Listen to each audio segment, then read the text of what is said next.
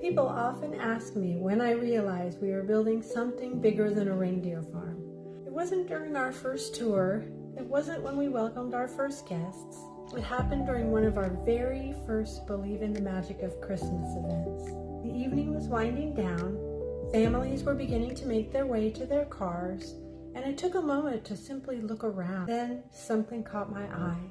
Across the farm, I saw Santa walking hand in hand with a little girl who couldn't have been more than 3 years old. I only saw them from behind. She was looking up at him. He was looking down at her. They were completely immersed in whatever conversation they were having as they slowly walked towards Santa's barn.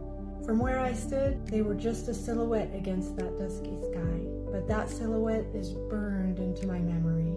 Later, I spoke with the little girl's mother. She told me they had spent the entire evening trying to convince their daughter to go see Santa. She was simply too afraid.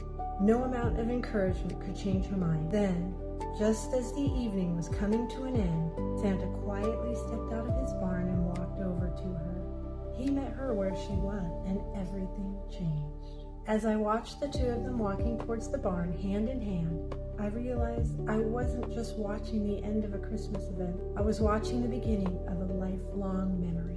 That little girl probably won't remember the weather that night. She won't remember what she had for dinner. She may not even remember every detail of the farm. But I bet she'll remember how she felt walking hand in hand with Santa.